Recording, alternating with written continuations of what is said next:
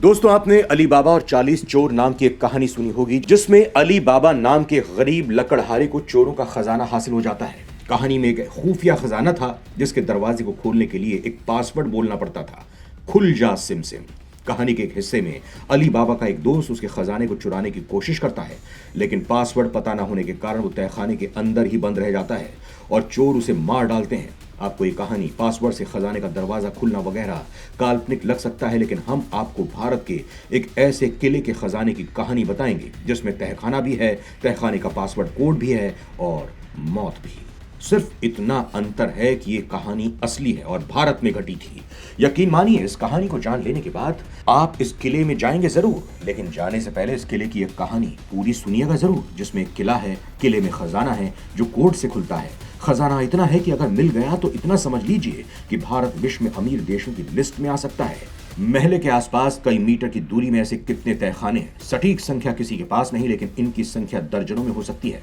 एक और बात, इस किले का एक ही तहखाना मिला था और इसमें इतना सारा सोना चांदी वगैरह मिला था कि उस वक्त देश की अर्थव्यवस्था जबरदस्त तरीके से पटरी पर आ गई थी। सोचिए कि तहखाने से पूरे देश की अर्थव्यवस्था पर फर्क पड़ गया। अगर सारे तहखाने मिल गए तो क्या होगा? तो चलिए आपको बताते हैं। आपको इस इंटरेस्टिंग कहानी के बारे में आपके सभी सवालों के जवाब भी देंगे। एक ठोकर से मिला था अरबों खरबों का खजाना, तहखानों में दफन है अरबों खरबों की संपत्ति। दोस्तों, इन दिनों ग्वालियर के महाराजा और बीजेपी नेता ज्योतिरादित्य सिंधिया, जो कभी कांग्रेस में थे, आजकल जोर शोर से राहुल गांधी के पीछे पड़े हैं। और जब भी ज्योतिरादित्य सिंधिया की बात आती है, उनके राजघराने, उनके ग्वालियर में किले और उनकी अथाह संपत्ति, साथ ही उनके तहखाने की बात भी आती है। फिलहाल यही सब चल रहा है और बातें हो रही हैं कि आखिर मोदी सरकार सिंधिया राज परिवार के उन सारे तहखानों को तलाश क्यों नहीं रही। ऐसी क्या वजह है कि ये तहखाने सैटेलाइट की पकड़ में भी नहीं आते? क्या कारण है कि विज्ञान ने भी हाथ खड़े कर दिए हैं? जो उनके तहखाने को जमीन के ऊपर से तलाश पाने ने सारी तकनीक फेल साबित हो रही है। जी हां, सिंधिया रॉयल फैमिली के ग्वालियर फोर्ट में आज भी खजाना दबे होने की बात सामने आती रहती है। अक्सर ये चर्चा होती रहती है कि ग्वालियर किले के गुप्त तहखाने के अंदर अरबों खरबों का खजाना दबा हुआ है। इन खजानों को गंगा जली के नाम से जाना जाता है। आपका सवाल यह भी हो सकता है कि अब कोई तहखाना बचा ही ना हो। तो दोस्तों, ऐसा बिल्कुल भी नहीं है। सबूत है कि ऐसे कई तहखाने हैं और एक तहखाना तो अनायास ही मिल गया था, वो भी महाराजा की एक ठोकर से। जी हां, तभी तो इन खजाने की सेफ्टी को जानकर आप लोगों की आंखें भी फटी की फटी रह जाएंगी। वास्तव में भारत में कई किले और महलों में कई खजाने मिले, लेकिन जो रहस्य रोमांच इस किले में दबे खजानों में है वो किसी में भी नहीं है। इस कहानी का रिश्ता है ग्वालियर के सिंधिया राजघराने से, जिनके पुरखों ने मध्य भारत में कई सदियों तक राज किया और आजादी के बाद भी सिंधिया राजघराना भारत की राजनीति में बड़ा स्थान रखता आया है। सिंधिया राजघराने की राजधानी कभी ग्वालियर हुआ करती थी। ग्वालियर के इस किले में बनी थी तहखानों की एक भूल भुलैया। इन तहखानों में छिपा के रखा जाता था हजारों करोड़ों का खजाना, जिसकी खास बात यह थी कि इस खजाने का कोड, या जिसे बीजक कहते थे, वो सिर्फ राजा और उसके खास लोगों के पास ही हुआ करता था। राजा मरने से पहले अपने उत्तराधिकारी को एक कोड देकर जाता था, लेकिन सोचिए क्या हो अगर कोड ट्रांसफर करने से पहले ही एक राजा की मृत्यु हो जाए। खुफिया तहखाने में था हजारों करोड़ों का खजाना, जब गलती से मिल गया अरबों रुपयों का खजाना।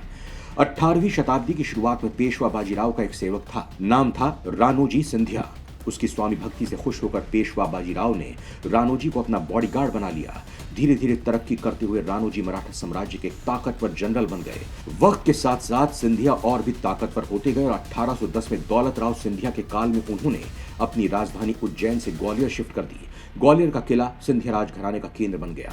इन सालों में युद्ध से कमाई बहुत सी दौलत इकट्ठा हुई थी।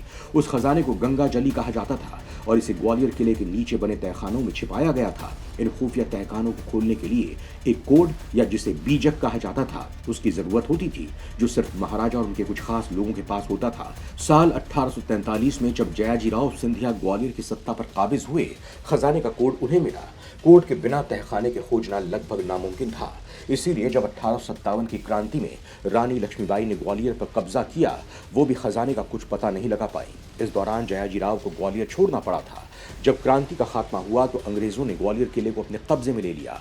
1895 में जेम्स फोर्ब्स मिचेल नाम के एक ब्रिटिश आर्मी ऑफिसर ने हिडन ट्रेजर इन इंडिया नाम का एक आर्टिकल लिखा था। इसमें मिचेल लिखते हैं कि 1857 से 1886 तक ग्वालियर किला अंग्रेजों के कब्जे में रहा। इस दौरान जयाजीराव किले में जाने के लिए बड़े बेचैन रहते थे।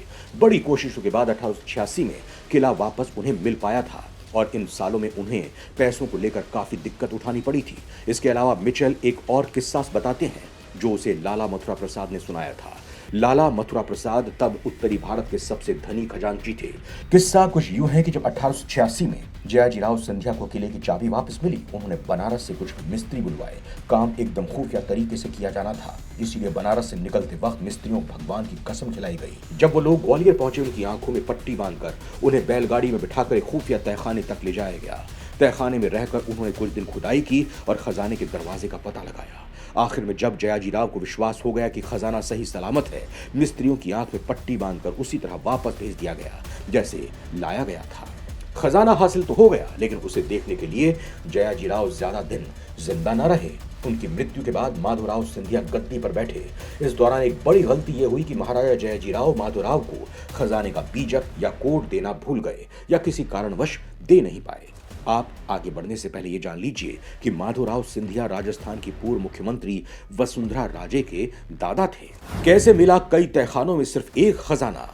माधोराव सिंधिया खजाने के खो जाने से परेशान थे। तब उन्हें एक ज्योतिषी ने बताया कि वो उन्हें खजाने का रास्ता बता सकता है, लेकिन उसके लिए एक शर्त थी। शर्त ये कि महाराजा को खजाने तक अकेले जाना होगा, और वो भी आंख में पट्टी बांधकर। माधोराव तैयार हो गए, लेकिन तहखाने में घुसते ही अचानक एक जोर की आवाज ने उन्हें चौकन्ना कर दिया। उन्हें लगा कि ये उनकी हत्या की साजिश हो सकती है। उन्होंने अपने हाथ में पकड़ी छड़ी को और जोर से घुमाया, जो सीधी ज्योतिषी को लगी और वो वहीं ढेर हो गया। उन्होंने बाहर निकलने के लिए आसपास की दीवारों को टटोलने की कोशिश की। इस बीच उनका हाथ एक खंबे पर पड़ा। हाथ लगते ही खंबा अपनी जगह से हिल गया और उसके पीछे मौजूद खजाने का दरवाजा सामने आ गया। इस तरह महाराजा ने अपना खोया खजाना वापस हासिल कर लिया। इस खजाने में उस वक्त 40 लाख की मुद्राएं, जिनकी तब कीमत 5 करोड़ 64 लाख रही होगी, शामिल थी। इसके अलावा 14,720 हीरे, 37,667 मोती, 11,000 माणिक और कई हजार जेवरात भी इस खजाने का हिस्सा थे, जिनकी कीमत करोड़ों में आकी गई थी। 21वीं सदी के हिसाब से कुल खजाना हजारों करोड़ से कम का नहीं था। इन खतों से यह भी पता चलता है कि खजाना सिर्फ ग्वालियर किले के नीचे नहीं था। खजाने का एक हिस्सा मोती महल के नीचे बनी एक खुफिया जगह पर रखा गया था और एक हिस्सा महल के बगीचे के नीचे दफनाया गया था। कहा जाता है कि इस पूरी कवायद से महाराजा माधोराव इतने फ्रस्ट्रेट हुए कि उन्होंने सारा खजाना कैश में बदलवा दिया और इस पैसे को कई सारी कंपनियों में लगा दिया। इन कंपनियों में से एक का नाम था टिस्को, जिसे हम टाटा स्टील के नाम से जानते हैं। 1924 के आसपास टाटा वित्तीय मुसीबतों का सामना कर रहे थे। तब महाराजा माधोराव के आर्थिक सलाहकार F.E. डिंशॉ ने टाटा में निवेश कर उनकी मदद की थी। इसके बदले सिंधिया घराने का टाटा स्टील में हिस्सा मिला और 1960 तक सिंधिया टाटा स्टील के सबसे बड़े शेयर होल्डर्स में से एक थे। दोस्तों, ये तो सिर्फ एक तहखाने की बात है। कहा जाता है कि ऐसे कई तहखाने हैं और अरबों खरबों की संपत्ति। खैर, इसको लेकर आप कुछ अलग जानते हैं तो कमेंट में लिखकर हमें जरूर बताइएगा।